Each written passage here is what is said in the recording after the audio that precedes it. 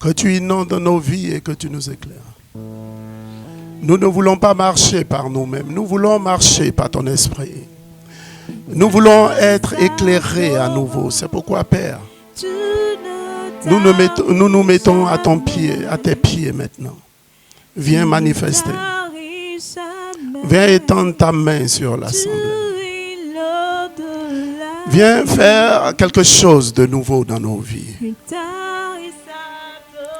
Viens, Père. Nous avons soif de ta présence. Viens inonder nos cœurs. Inonde nos cœurs. Sature nos vies. Sature nos vies, Père. Oui, viens inonder nos cœurs. Viens prendre le contrôle de nos vies. Prends totalement le contrôle, Père. Nous voulons nous soumettre à toi en ce soir.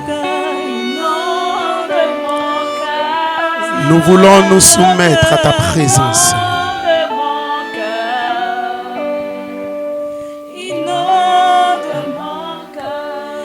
Merci, merci pour ce que tu fais. Merci pour ta présence. Merci de nous visiter à nouveau. Merci de nous remplir de ta présence et nous te bénissons. Dans le nom de Jésus, Amen. Amen, amen, amen. Est-ce qu'on peut acclamer le Saint-Esprit? Amen. Alors, on va s'asseoir. Alors, aujourd'hui, l'enseignement va porter sur 1 Jean 4, verset 4.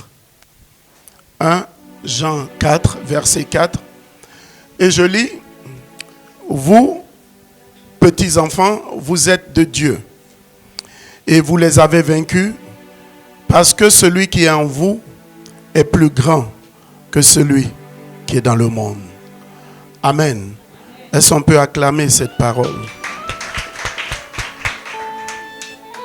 Amen. Alors ici, Jean est en train de dire, il est en train de parler à des chrétiens et puis il dit, vous petits enfants, amen. Non seulement ils ne sont pas des enfants, non seulement ils sont des enfants, mais il dit ils sont petits. À qui il est en train de s'adresser? Ce n'est pas à des gens qui ont 7 ans, 8 ans. Mais ce sont des gens qui sont matures.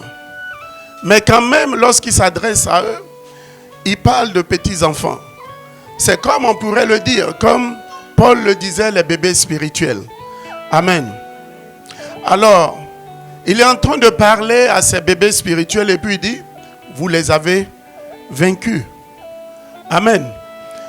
Il y a une chose, il n'a pas dit vous les vaincrez. Il dit c'est déjà fait. Regardez un peu. Tu peux recevoir le Christ aujourd'hui. Quelqu'un l'a reçu il y a 10 ans, il y a 20 ans. Lui, il est adulte. Toi, tu es parmi ce que Jean appelle les petits enfants. Mais si tu as reçu le Christ un jour, il dit, il faut savoir que tu as vaincu l'ennemi. Amen. Mais de qui il était en train de parler? Il était en train de parler de Satan. Tu l'as vaincu. Il parle de la maladie. Il parle de la pauvreté. Et il parle de la malédiction. Amen. Il met au passé parce que c'est déjà géré. Alors tu n'as pas besoin de partir au combat. Je vais t'expliquer certaines choses. Ton attitude va déterminer l'issue du combat. Est-ce que je parle à quelqu'un? Il te dit, vous les avez vaincus. Mais en fait, quand est-ce que ça s'est passé? Parce que c'est comme quand on dit tu l'as vaincu, il y a eu un combat. Et à l'issue du combat, il y a un vainqueur. Alors, toi, petit enfant, il te déclare vainqueur. Mais quand est-ce que le combat a eu lieu? Amen. Et qui a mené ce combat? Amen. Il faut savoir que c'est Jésus qui a mené le combat pour toi. Amen. Regardez un peu, il y a quelque chose dans ce monde. On dit, Jésus a combattu ce combat pour toi. Et en fait, Jésus a combattu en ton nom. Ça veut dire quoi? Ça veut dire que Jésus te représentait. Je parle à quelqu'un? Jésus, il a combattu en ton nom. Maintenant, Jésus demande, il dit, tu vas le faire en mon nom. Amen. Est-ce que quelqu'un suit? Quand le combat se déroulait, Jésus faisait ça en ton nom. Et quand il a remporté le combat, il dit maintenant, tu vas parler en mon nom. Ça veut dire quoi? Ça veut dire, dans ce combat, Jésus te représentait. Et maintenant, quand il te demande après le combat, il te demande de parler en son nom. Simplement, il est en train de dire, comme je t'avais représenté, représente-moi sur terre. Amen. Vous voyez un peu les équipes. Les éléphants, je crois, il y a une année, ils ont remporté la Coupe d'Afrique. C'était quelle année là? 2015, ça a vraiment chauffé. Hein? C'est là on est allé au penalty. Jusqu'à tu es là même, on dirait c'est toi qui joues. Tu ne peux même pas t'asseoir dans le fauteuil. C'est comme si tu es en train de jouer. Mais les éléphants te représentaient. Tu n'as jamais joué au football. Mais quand ils ont gagné, je crois que c'était le gardien qui avait tiré, non? Quand il a gagné, est-ce que tu te souviens de ta réaction? Tu as levé les bras, tu dis, wow, on a gagné. Mais tu n'étais pas sur le terrain. Et Jésus a combattu pour toi. Et il te dit, on a gagné. Amen. Il te dit que tu as gagné. Il est temps maintenant que tu prennes la relève. Jésus a obtenu beaucoup de choses. Il a obtenu la victoire dans le spirituel. Mais toi, tu dois concrétiser dans le physique. Amen. Il a joué sa part. Le combat le plus grand était dans le spirituel. Maintenant, toi, tu as à régler juste les choses pour que ça se manifeste. Je suis en train de dire, si le combat, si ça a été déjà joué, tu ne combats plus Satan.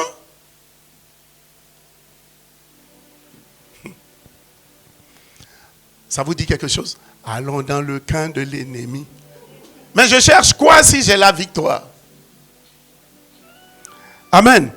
Jésus a déjà remporté la victoire. Il a gagné le combat. Ça veut dire, toi, tu es champion et qui est le challenger? C'est Satan. Amen. Qui doit combattre? C'est lui qui a des problèmes. Toi, tu as la position du champion. Le champion, quand tu veux le combattre, il regarde le deal, c'est un bon deal, c'est pas machin. Il prend le combat ou il ne le prend pas. Mais en fait, c'est à toi, c'est à Satan de se débattre. Ce n'est plus au Fils de Dieu de se débattre. Pourquoi? Parce que tu as la couronne, parce que tu as le trophée. Écoute bien, tu ne combats plus Satan, mais la Bible dit résiste à Satan. C'est différent. Je parle à quelqu'un? Tu as déjà la victoire. Ce n'est pas à toi d'aller vers, c'est à lui de venir vers toi. Mais on te dit, s'il vient, résiste et il fuira loin de toi. Amen. Est-ce que je parle à quelqu'un? Tu as besoin de résister. Parce que l'attitude que tu as face au combat va déterminer l'issue du combat.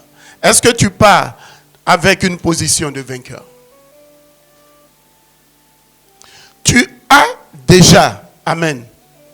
En fait, le problème, beaucoup de chrétiens cherchent, c'est qu'ils ont déjà obtenu. C'est pourquoi tu ne l'as pas. Pourquoi? Dieu ne peut pas te donner ce qu'il t'a déjà donné.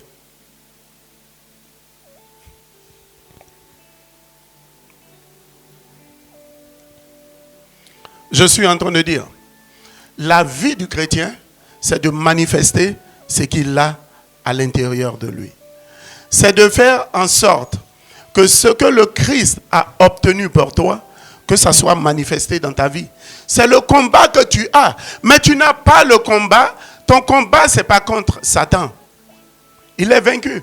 Bon, si ça te plaît de combattre quelqu'un qui est vaincu, ben, vas-y. Mais plutôt, cherche à manifester ce qui est à l'intérieur de toi. Amen. Et il te dit, celui qui est en toi est plus grand que celui qui est dans le monde. Celui qui est en toi est plus grand que celui qui est dans le monde. En fait, le plus souvent, on regarde celui qui est dans le monde. Celui qui est dans le monde, c'est qui? C'est Satan. Celui qui est dans le monde, c'est qui? Ce sont les œuvres de l'ennemi. La maladie, la malédiction, la pauvreté. Mais ces choses ont été déjà réglées. Au lieu d'avoir tes yeux fixés sur Satan, aie tes yeux fixés sur le Christ. Amen. Parce que si ton regard est fixé sur les circonstances de ta vie, ces circonstances seront magnifiées. Ce que tu regardes finit par être grand dans ta vie. Qu'est-ce que tu regardes? C'est le Christ. Alors il devient grand. C'est ton problème. Alors ton problème grandit. Voici, je te présente la vie et la mort. Mais je te dis, choisis la vie. Ça veut dire quoi? Choisis le Christ. Est-ce que je parle à quelqu'un? Alors, il faut savoir que Dieu a quitté son trône pour venir habiter en toi. Alors, mais c'est la sécurité que tu as. Ça veut dire, le président de la République décide de venir habiter chez toi. Alors, on regarde une chose. Où le président habite, on dit dans cette maison, ça devient le palais présidentiel. Parce que le président est là. Alors, tu vas manger ce que le président mange. Tu avais l'habitude de manger tes petits trucs là. Mais du coup, tu ne sais même pas qu'il y a entrée, il y a plat de résistance, dessert. Pour toi, tu viens, tu entres seulement. Mais parce que le président est là, les choses vont changer. Quand le président est là, il y a la nourriture en abondance. C'est pourquoi Dieu dit, dans Matthieu 6, il dit, ne vous inquiétez pas de ce que vous allez manger. Pourquoi? Parce que le roi des rois est à ta table. Et ce qu'il mange devient ta nourriture. Alors tu n'as pas à t'inquiéter de quoi que ce soit. Je parle à quelqu'un. C'est lui ton protecteur. Souviens-toi du psaume 23. Il dit, face à tes ennemis, il dresse une table. L'ennemi est là. Quand l'ennemi est là, on dit combat l'ennemi. Mais quand il dit mange, c'est parce que lui, il assure la relève. Alors, les chrétiens, au lieu de manger, ils combattent. On dit mange. Tu dis attends, je vais combattre d'abord et puis je vais manger. Je suis en train de te dire que l'armée céleste est là pour toi. Les anges sont au service de ceux qui craignent le Seigneur. Ils sont au service des enfants de Dieu. Mais combien de fois tu l'envoies? Combien de fois tu les envoies? En fait, est-ce que tu sais que tu es un roi? C'est parce que tu es un roi qu'on appelle Dieu le roi des rois. Comporte-toi comme un roi. Je parle à quelqu'un? Un roi ordonne. Combien de fois tu ordonnes? Combien de fois tu prends des décrets dans ta vie? Tu préfères être au premier rang. Mais les chefs, regardez dans l'armée, les généraux là, ils ne sont pas devant. On envoie les soldats. Quitte cette position là et assois-toi en arrière comme un général. Parce que tu es plus qu'un général. Tu es un général de Dieu. Amen. Alors il faut savoir que celui qui est en toi, Dieu n'a pas envoyé un ange.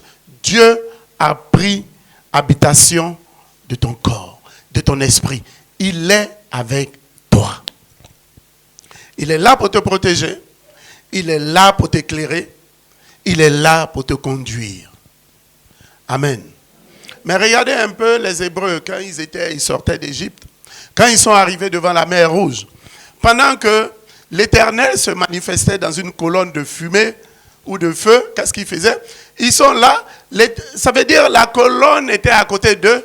Et puis, la Bible dit, mais ils entendaient les cris à distance, à des kilomètres, des chevaux de Pharaon. Et puis, ils disaient que vraiment, on est mort. Moïse, où tu nous as conduits? En Égypte, au moins, on mangeait de bonne viande. Mais ici, on va périr dans le désert. Et puis, Moïse s'est rapproché de Dieu. Et quand il s'est rapproché de Dieu, la première parole que Dieu a dite, il dit, Moïse, que me veux-tu? Pourquoi? Parce qu'il lui a déjà donné ce qu'il faut. Dieu t'a déjà donné ce qu'il faut. Dans ta vie, il t'a déjà donné. Il t'a donné le pouvoir de marcher sur les serpents, les scorpions, sur toute la puissance de l'ennemi. Mais est-ce que tu utilises ce pouvoir? Je ne suis pas en train de parler de puissance. Je suis en train de parler d'autorité. Est-ce que tu utilises l'autorité? Amen. Parce que Jésus a combattu en ton nom, il t'a représenté. Maintenant, il te demande de le représenter. Alors, s'il te demande de le représenter, il faut savoir que l'armée céleste est avec toi. Je parle à quelqu'un? Tu n'as pas besoin d'être musclé. Tu as besoin d'ouvrir la bouche seulement pour que tu vois la puissance de Dieu se libérer. Amen. Celui qui est avec toi est fidèle. Celui qui est avec toi ne peut jamais te lâcher. Celui qui est avec toi a décidé d'être avec toi tous les jours jusqu'à la fin des temps. Amen. Amen. C'est le compagnon fidèle. C'est le compagnon fidèle. Il a décidé d'être avec toi. Ce n'est pas de ton gré. Ça vient de Dieu. C'est lui qui a payé le prix pour que vous soyez ensemble. Il demande simplement que tu te lèves et que tu crois que tout est possible à celui qui croit. C'est dans ta main. Il dit, il te pose toujours une question. Dans ta situation, il dit, est-ce que tu penses que je suis capable de faire quelque chose? Si tu dis oui, il le fait. Qu'est-ce que tu as à perdre? Dis oui, Seigneur, je crois. Amen. Amen. Et tu verras la gloire de Dieu se manifester. Il est en train de dire, ici ils ont dit, celui qui est en vous, on parlait, le Saint-Esprit, Dieu communique avec toi par le Saint-Esprit dans ton esprit. Amen. Mais il est en train de dire, celui qui est en vous est plus grand que celui qui est dans le monde. Est plus grand. Ça veut dire quoi? Ça veut dire que c'est une bataille entre deux grands. Mais il y a un qui est le plus grand. Amen. En fait, ce qu'il est en train de dire, Satan est plus fort que toi, mais Dieu est plus fort que Satan. Je vais te dire une chose. Satan, il va utiliser le pouvoir des hommes. Mais toi, tu utilises le pouvoir de Dieu et le pouvoir des hommes. Amen. Sache que ce qu'il avait dit dans Genèse 1 à partir du verset 26, quand il a créé l'homme, il a dit de régner sur la terre. Dieu est venu pour te restaurer. Ça veut dire quoi? Pour te redonner ce que tu avais perdu. Tu avais perdu quoi? L'autorité. Non seulement il te donne l'autorité, mais quand Dieu a élevé le Christ, tu as été élevé avec lui, tu es assis à la droite de Dieu le Père. Ça veut dire que tu es dans la félicité céleste. Ça veut dire que Dieu te donne une autorité divine que tu as. Maintenant, c'est pourquoi Jésus, quand il est revenu, il disait aux disciples, dans Matthieu 18, 28, à partir du verset 18, il disait, tout pouvoir m'a été donné où? Dans le ciel et sur la terre. Je suis en train de dire qu'à partir d'aujourd'hui, le pouvoir que tu utilises dépasse celui de la terre. Voilà quelqu'un qui utilise un pouvoir de la terre. Toi, tu utilises la terre et le ciel. Qui doit avoir peur de qui? En fait, c'est lui. Ça veut dire, quand tu vas quelque part, Satan doit être dérangé parce que tu es là. Mais toi, tu es dérangé parce qu'il y a Satan. Il y a un problème. Il y a les sorciers ici. Ah, mais attends. Oh Lord. Mais quand tu arrives, on doit dire, il arrive.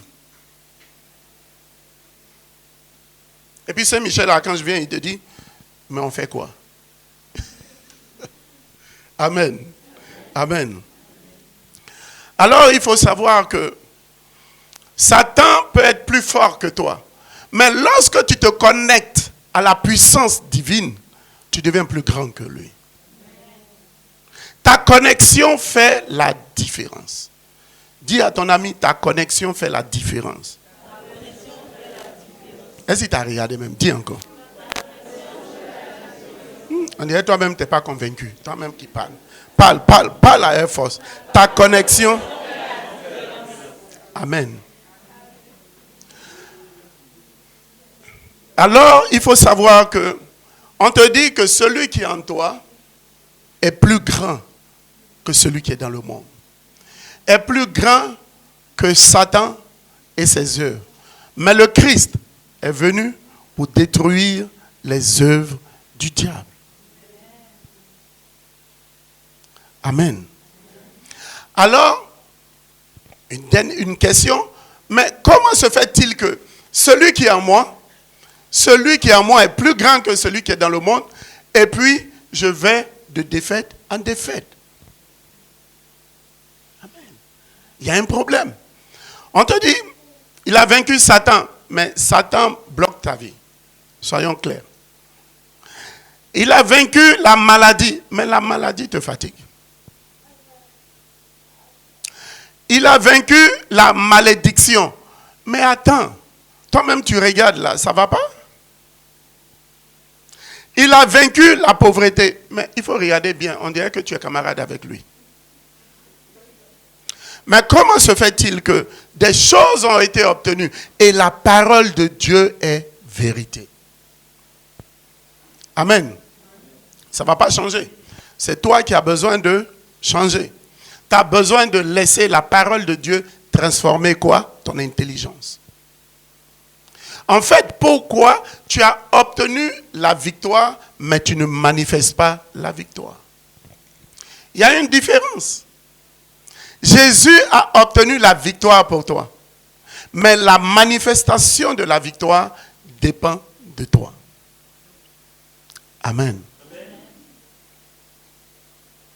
Comment je manifeste la victoire? Alors, il faut savoir une chose. Il faut savoir que le combat, la victoire a été déjà remportée. Si tu ne sais pas ça, tu vas combattre un faux combat.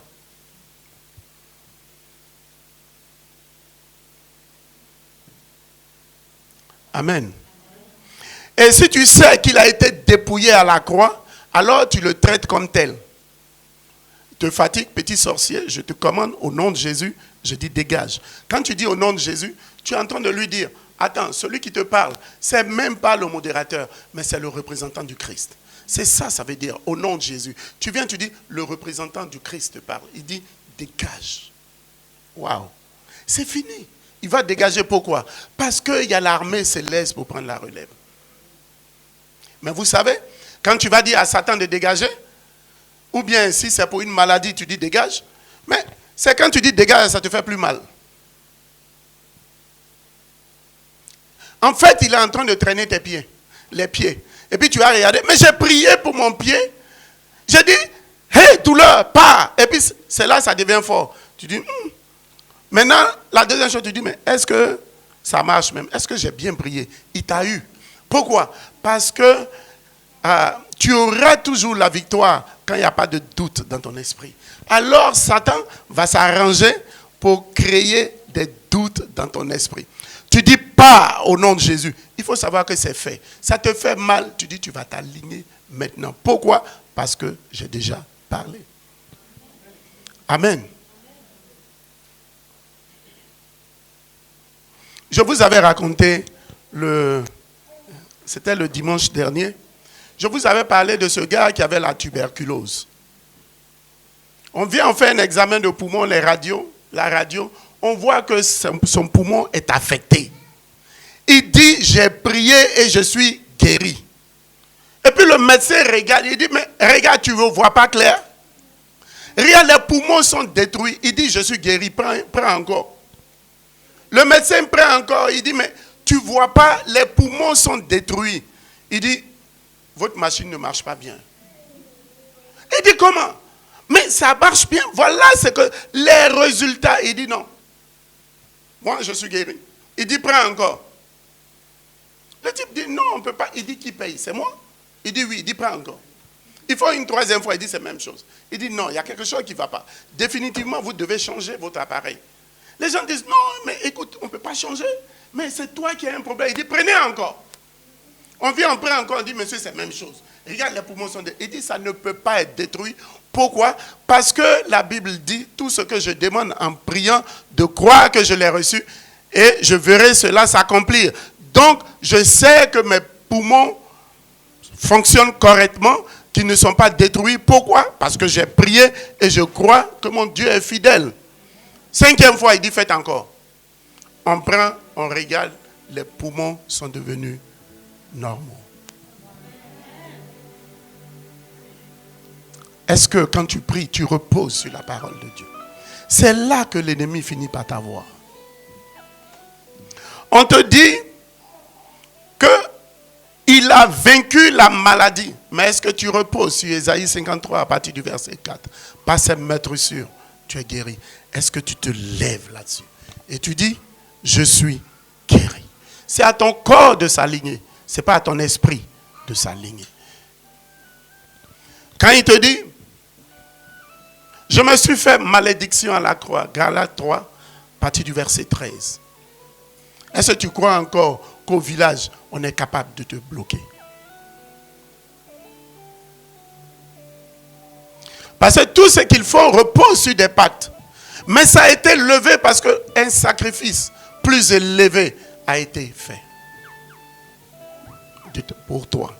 Il t'a représenté. Il a payé le prix pour toi.